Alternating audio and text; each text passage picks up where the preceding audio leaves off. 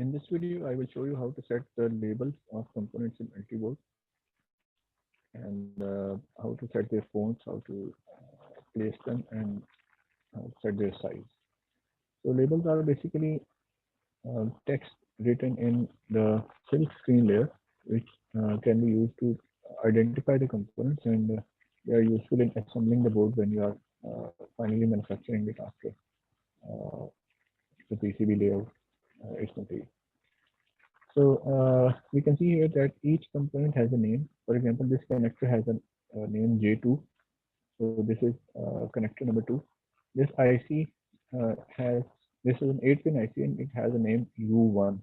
And similarly, this capacitor has C2 and these resistors are R1 and R2. And similarly, there is another connector here which is J1.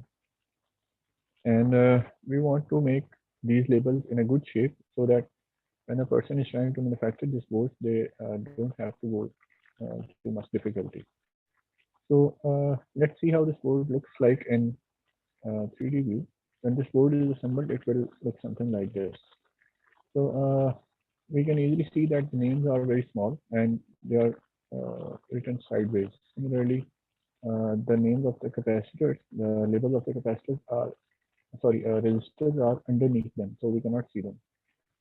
So we are going to set these things right, and I will show how to do that. So these labels are in the silk screen layer, and if it is blue colored like this, it is in the top silk screen layer.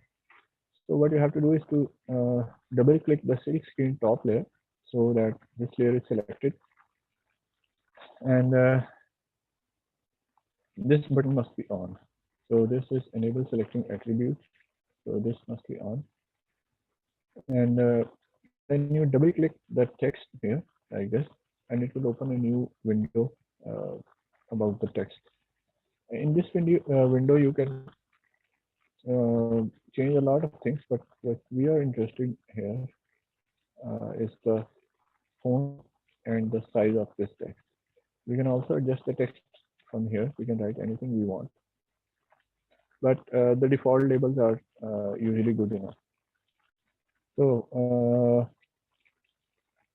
this font is the basic line font, and it does not look very good. So we have to set a good font like this, and what the font which you can use easily is the Microsoft Sans Serif font, which is a very straightforward and good looking font.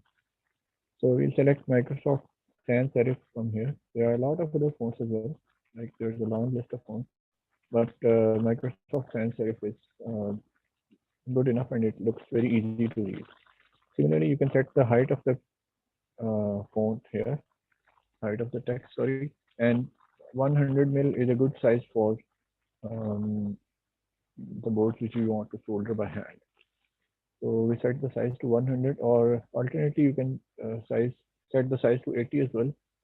If you want to place the text side by side, then the 80 font is good. And if you apply these settings, you can see that you will see that the text here will change accordingly. So this is now in the Microsoft Sans Serif font, which is different from this font, and the size is changed to 80 mil. And similarly, we can change the rotation to in upright position, because we are going to read this board in the upright position. So when you apply this turns upright, and you can see that this text is now perfectly sized and aligned.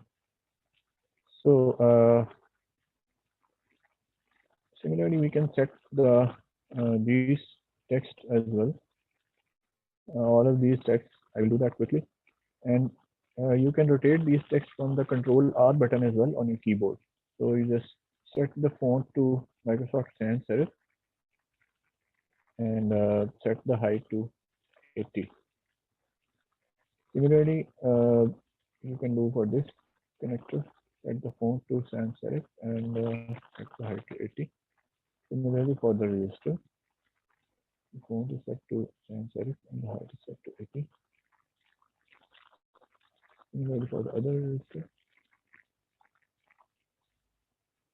and for the capacitor now.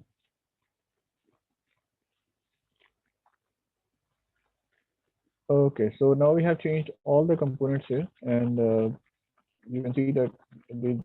exactly the same as before. So if we see this board in 3D, you can see that each component has a label that is quite easy to read, and it looks quite good. Now we have one other problem which is concerned with the placement of the text here, and you can see that when the board is assembled, the labels for the register R1 and R2 comes underneath them. So you cannot see the labels of R1 and R2, the registers. So to set this right, you can drag the label anywhere you want, and it will follow the same grid rules which you have set for other components. So we can set them like this, but you have to take care that when you are finally manufacturing the board, you must be easily able to get the idea of which component is where.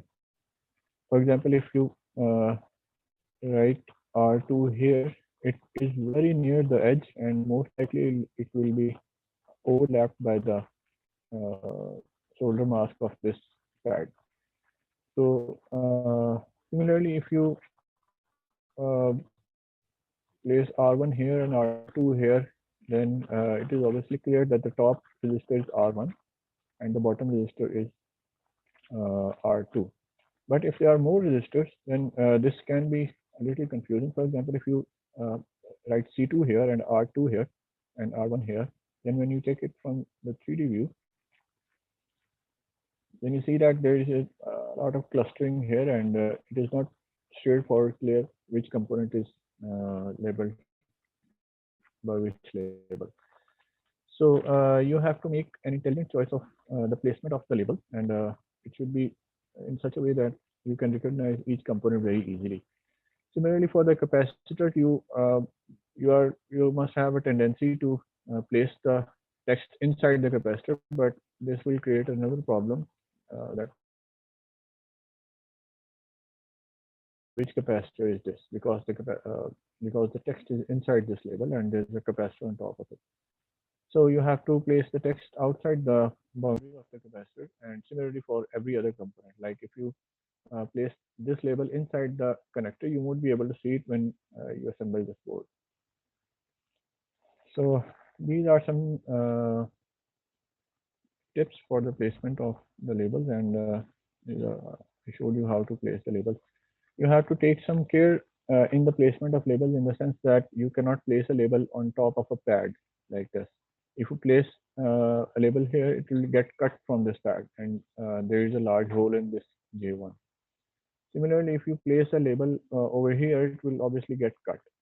And you can place a label over a copper wire, and there is no harm in it. You can freely place a label on copper wire. Like if you want to place R2 here, there's no problem in that, because these are two different layers. This the red colored layer is the top copper layer, and the blue colored layer, the text, is the silkscreen layer, and these obviously do not interfere with each other. So you can place the text on copper lines. They can be bottom copper lines or top copper lines, but you cannot place the text on a pad like this. It will get cut from here. So this is how you adjust the settings of text in your board in Ultiboard.